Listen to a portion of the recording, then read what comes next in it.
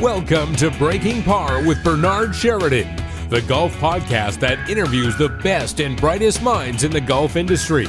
Now, here's your host, Bernard Sheridan. So, Brad, welcome to Breaking Par, and, thanks so much for being with us here today. I know that our signals have crossed. You've been a pretty busy guy, or I've been busy, and so we've been trying to get you on here for a while, but it looks like we finally did it, so welcome. Thanks for having me. Yeah, it's we're both pretty busy people, so I'm in the middle of something out there right now, but I'm just excited to get to know you and talk a little bit, so finally making it happen. Yeah, it's really cool. So first thing we always ask is, when is the very first time you picked up a golf club in your entire life? First time, I was young. I was probably, I know I started playing like quite a bit more with my father when I was around 10.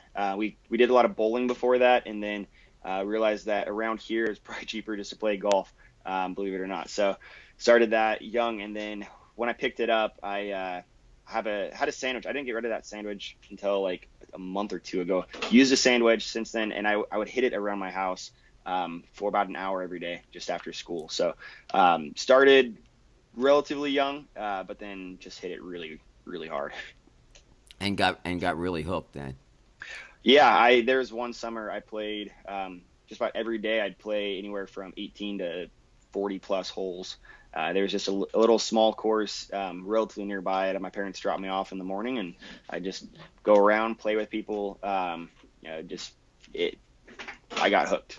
Yeah, it's a great sport. I mean, it's hard to not be hooked. So when did you decide that you were going to get involved in it and try to make a living at it?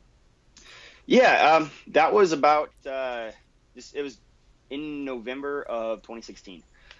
Prior to that, I'm an engineer. I went to Oregon State University, and I got my mechanical engineering degree. Spent about 10 years designing military equipment to survive nuclear blasts. And it was all fun, but I live in Oregon, and the headquarters for that was in Virginia. They wanted me to move to Virginia. I didn't want to do that at all. So middle of November, I started looking for something to do. Had no idea what it was going to be. But I knew I wanted to own my own business. And on Black Friday of 2016, I saw a wooden drum at a high-end store up in Portland. Mm-hmm. Pictured a golf ball dropping on it, kind of turned it in my head and thought, hey, maybe make a business out of this. And within a week, I had a working prototype and a business model, and we were well on our way. That's pretty cool. And I know that as we were talking before we went on the air, I mean, what you do is, and the way that you do it, it's just, everything is like a piece of art. And it's really some remarkable stuff. It's probably the most beautiful putters that I've ever seen in my life. Yeah, the material we work with just lends itself to that. It is, here's a block right here. So this is a block of that burl wood that we use, and this is box elder. It has been dyed green. It's also been stabilized. So this is, you can hear it sounds like metal. It's very, very hard stuff. This actually has some glow in the dark on it as well. We can do all sorts of crazy stuff. But yeah, we start with, God made it beautiful, and then we turn it into putters. It still has to be very highly engineered.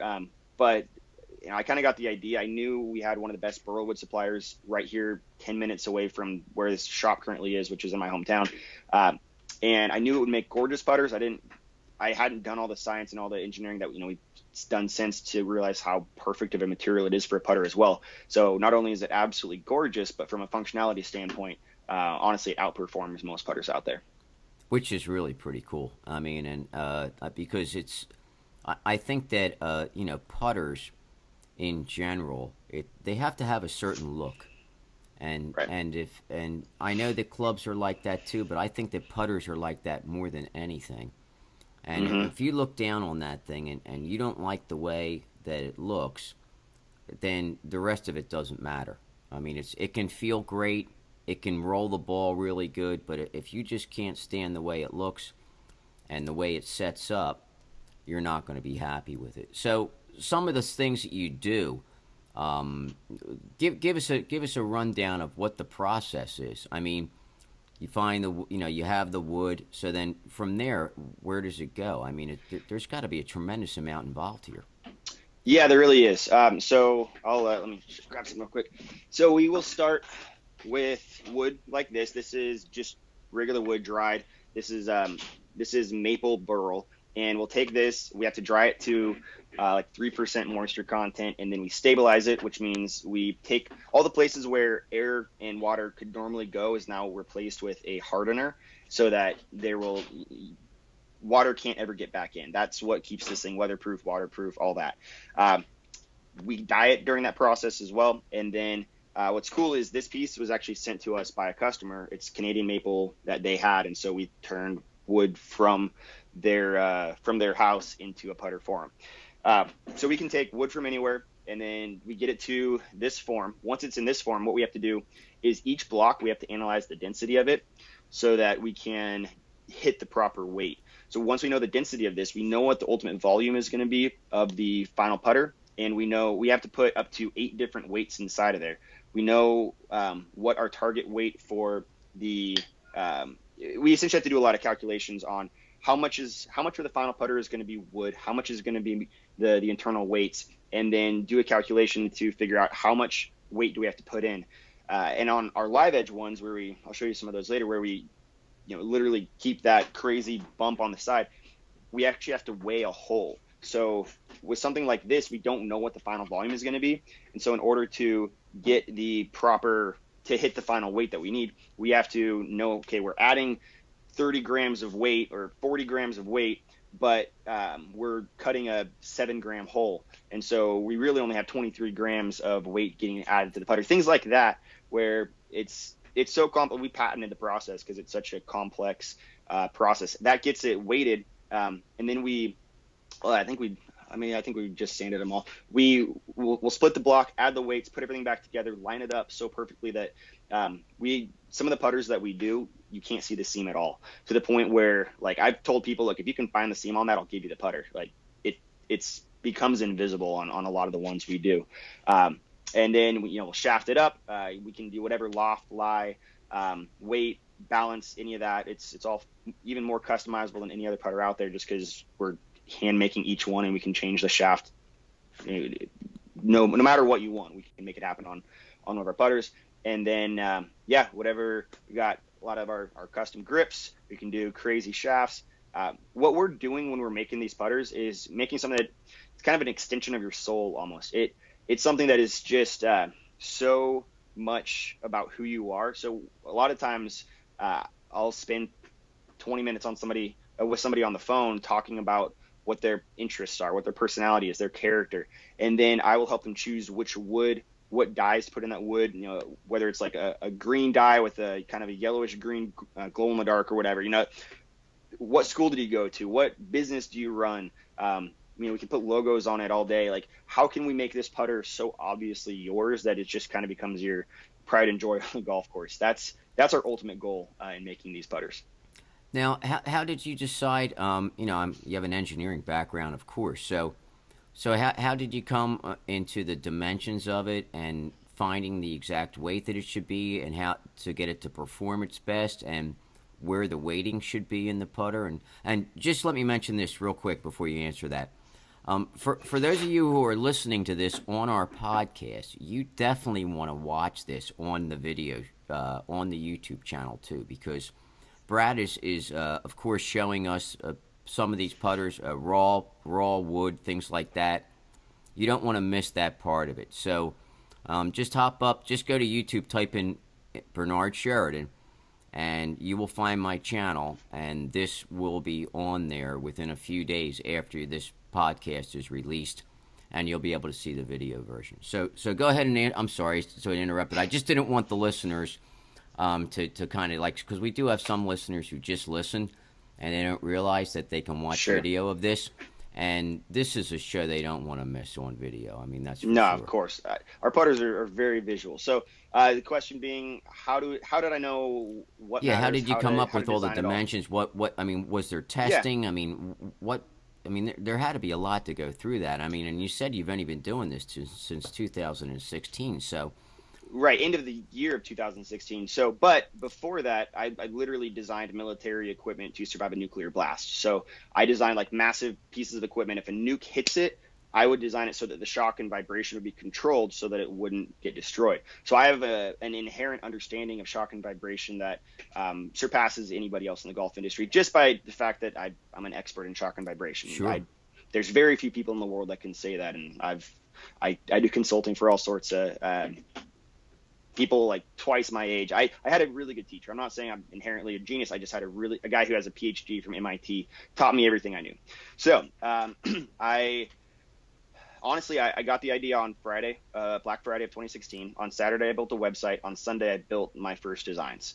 And on Monday, I built prototype 1. Tuesday, I built prototype 2. Wednesday, shafted them up. And Thursday, I had them on a golf course. So I move very quickly when I get a new idea.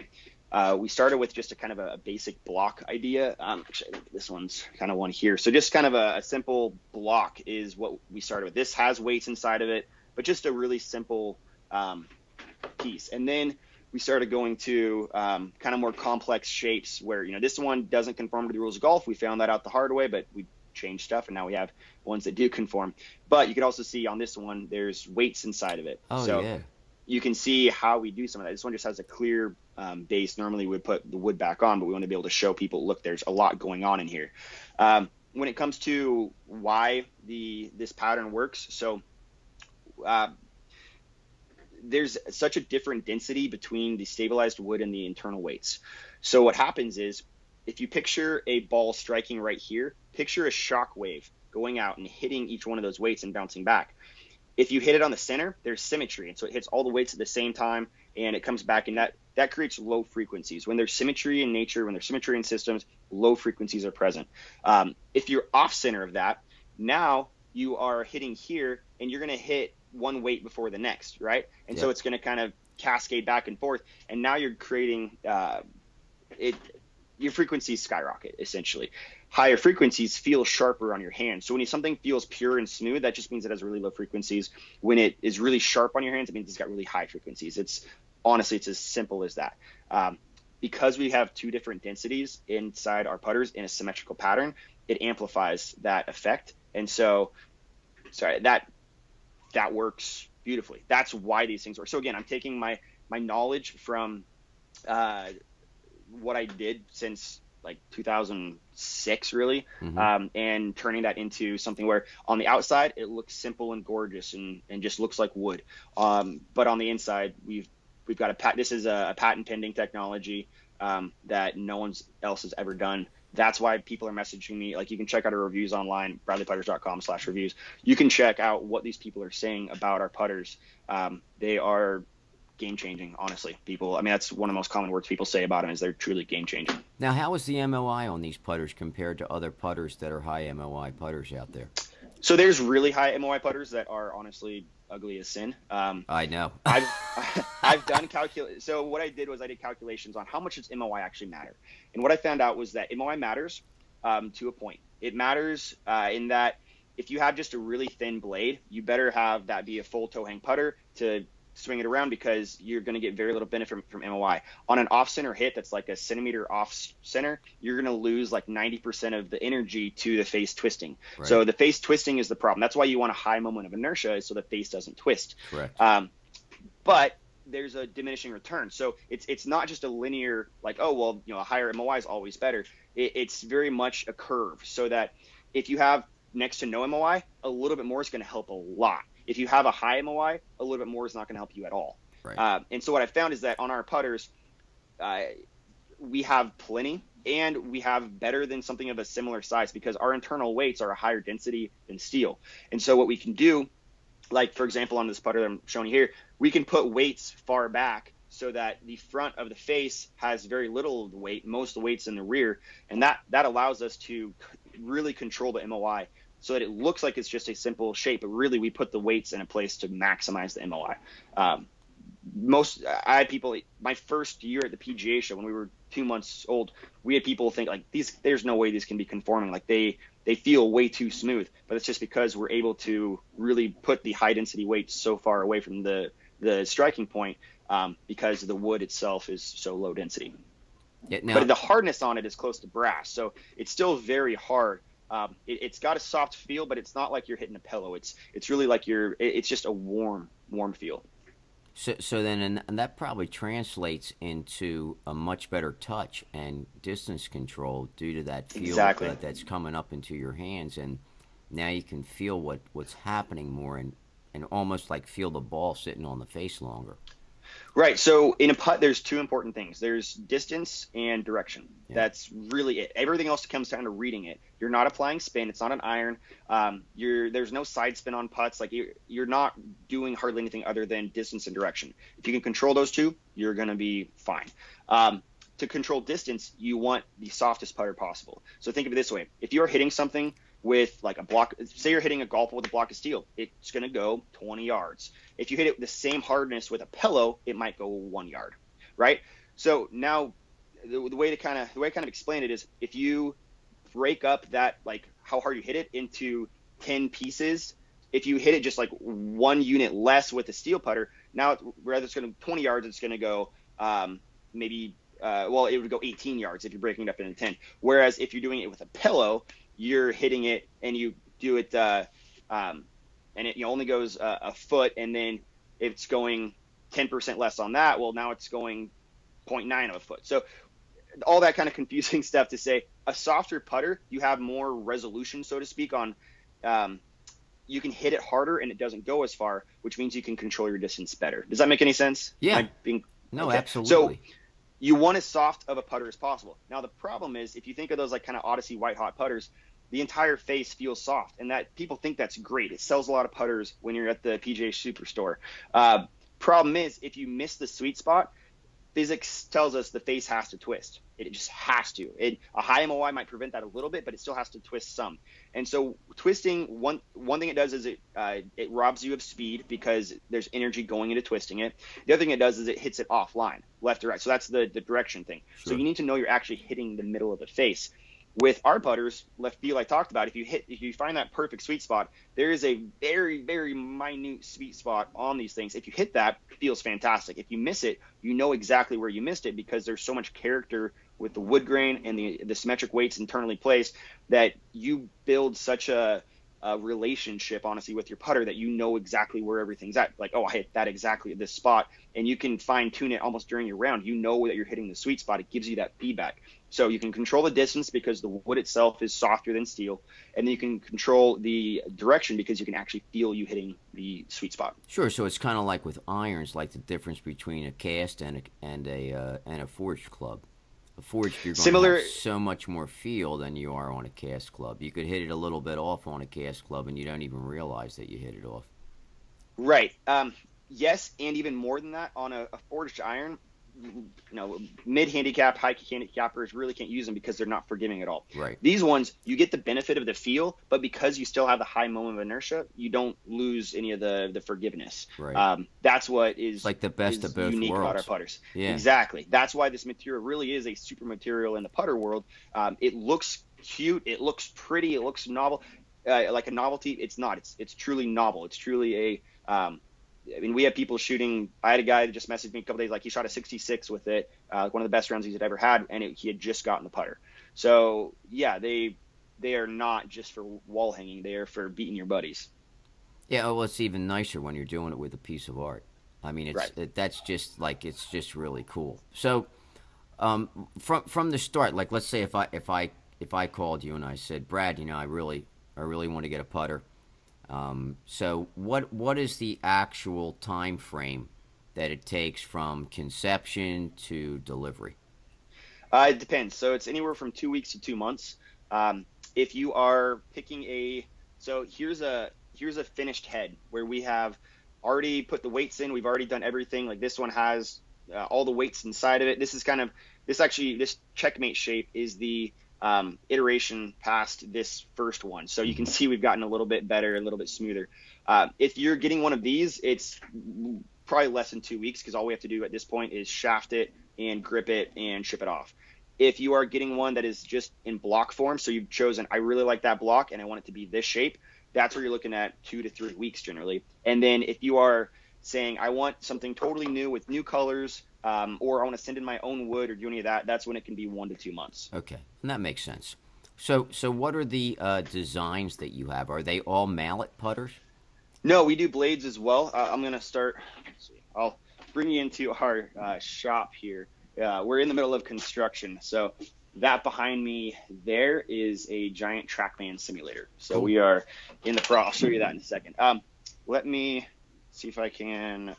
What's the best way to flip this around? Well, here, I'll do it this way. So this is our king shape, and this is a blade. So that's awesome. You know, full toe hang. This is blue Buckeye, and just kind of our quintessential blade there. This here is a Luna shape. So this is kind of a half kind of mid mallet, and you know, we can face balance it. We can do a slight toe hang. We can do full toe hang. This shape here is our Widowmaker. So this is this is one of our smaller full mallets, but you can kind of see the contours there. All of this is hand shaped. We don't use CNC machines. This is now what is the material there, Brad, that is red? Is that is an acrylic? It's like a resin. Yes, yeah. So it's a 2-part epoxy resin, and we add that to the live edge on the block. It's kind of those bumps that you saw earlier. We'll pour an acrylic resin onto that. It hardens, and then it shares very similar properties to the stabilized wood. So very similar density, very similar hardness. We've got so this is a Luna XL here. This is kind of our largest mallet shape, most forgiving. And then let's see, showed you that one, showed the Checkmate. That wood I showed you earlier from Canada, this is actually the live edge putter that was made from that. Wow. So you can see just kind of how crazy gnarly that is. It's a showpiece for sure, but it's also 100% gamer. We were able to get 2 putters out of that one. And then here's another live edge. This is an oak tree that a lady sent to us from her front yard, and actually her family, her kids got it for her. So they sent us the block of wood, and then we turned that into the putter. Let's see, we have anything else crazy? Let me show you around the shop a little bit. So we've got a bunch more putters up here, another Widowmaker, a whole lot of Lunas, some more crazy live edges. Let's see, this one. This is redwood right here. So redwood just has absolutely gorgeous color, gorgeous character. We generally, if we're doing a colored putter, we're working with box elder. If we are doing we can work with any wood though, just anything you can imagine we can make happen. So this is where all the putters get organized up here. If you know, each one of these blue boxes is another is a putter in process. Got a pretty crazy, doing some lasering right now, but this is a pink one that we did. Wow. Yeah, That's one awesome looking. And it's not even waxed up yet, so it just gets better. And then so back here is where it's kind of a mess right now, but that's where we do all of our sanding. You can see we have a laser for doing some engraving, but other than that, everything is completely handmade. It's magnificent stuff. It really Thank is. You. I mean, it's and it to me, it's kind of remarkable that in such a short period of time, you started this company and have already starting get putters out there and really a good like what they do and how they act in comparison to guys who've been in this business for years and years and years with doing tons of research and development, and you're already starting to hit the mark, and it's really very impressive. Thank you. Yeah, I mean, the other guys, they would be paying people like me to do the R&D, honestly. So just being able to have an idea for a new putter shape. A lot of these shapes, someone would send me a shape of their current putter and like, can you match that? And so I'd be able to build it up in my software, all the systems I've used for 12+ years, be able to turn that into the shape and then have it done and ready to go within a week or so. Yeah, our iteration time is very quick. And then, we've just been blessed with a lot of, Lord's blessed with a lot of good opportunities. We, within 2-3 weeks of becoming a company, the Putski company invited us to go to the PGA show. They had some extra space. And while we were there, golf.com listed us as the coolest new product. So you search 2017 PGA show best products. Number 1 article was us at the top of the article. And then we just got onto the Golf Channel at the PGA show last year as one of the top boutique putters at the whole PGA show. Just wild stuff's happening that you can definitely just see the Lord hand working, and things are working beautifully well right now. So I want to show you. It might be a little noisy, but bear with me. That's okay. So this is kind of the shop that we're building at. So that's where the shop's at. We're right downtown. So you can come and see. You can have your kids like come up and watch exactly what we're doing.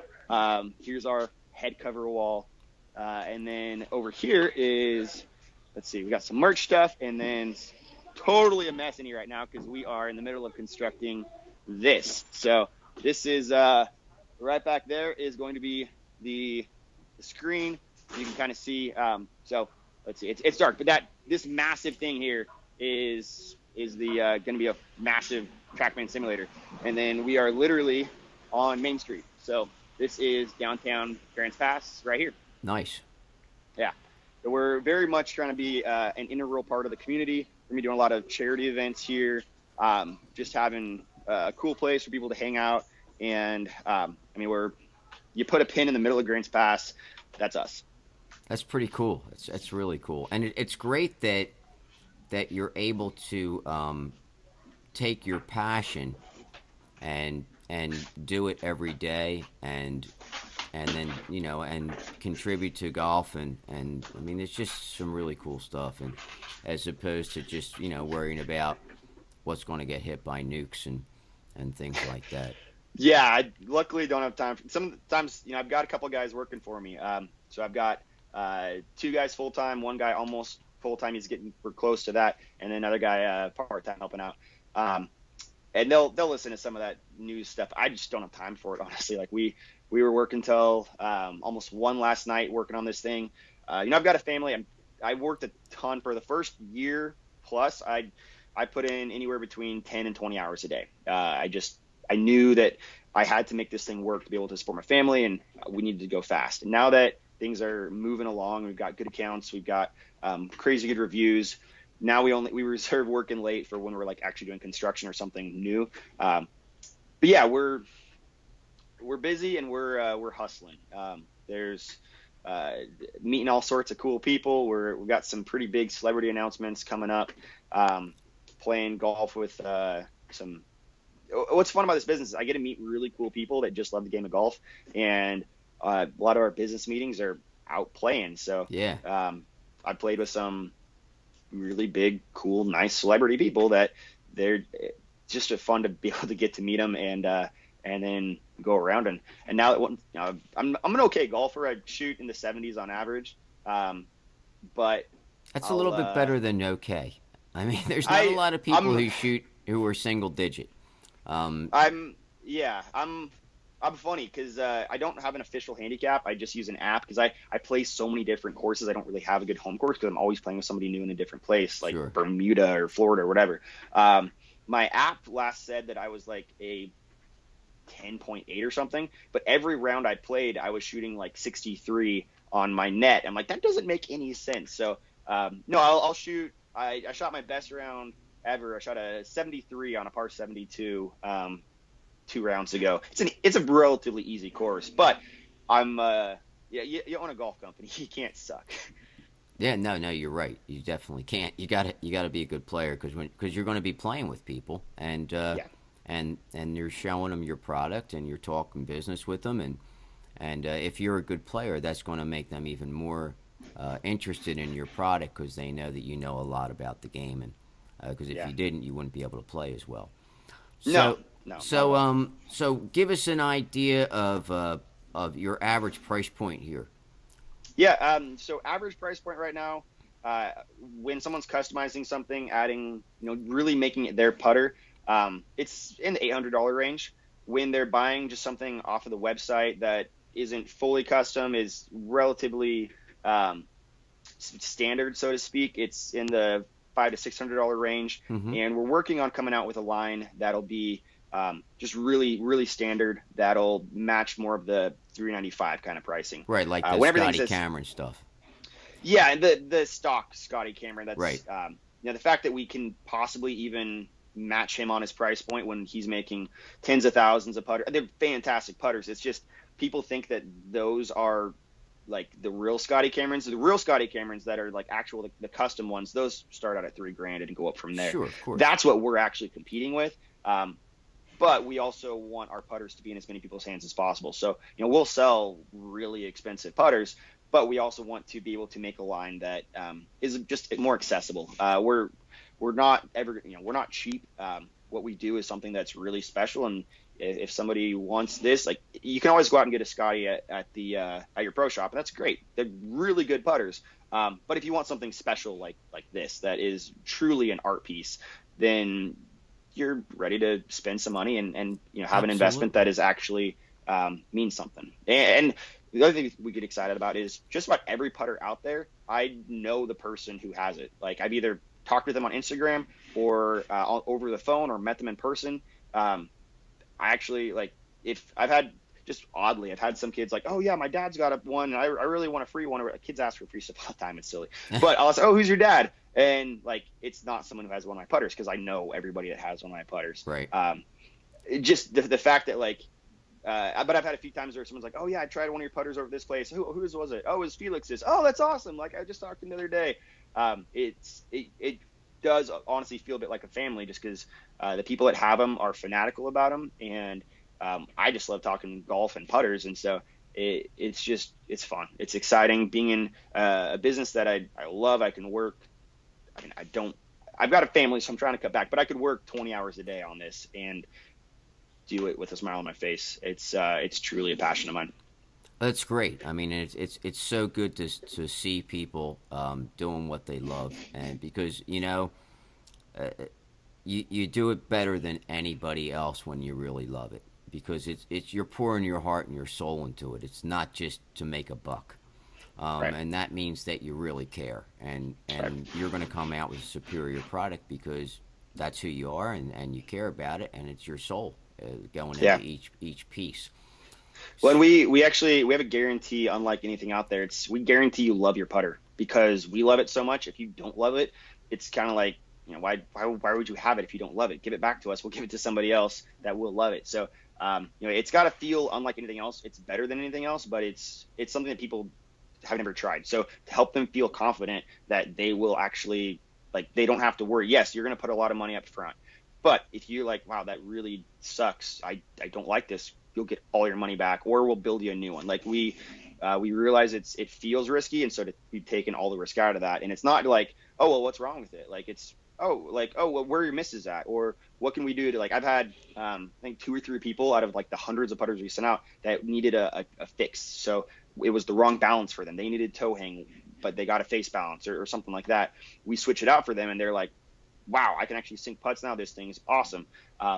We were building the relationship so that we can truly make our customers feel taken care of, and help them become better golfers that just have a better time on their course because they're working with something that is a gorgeous representation of who they are.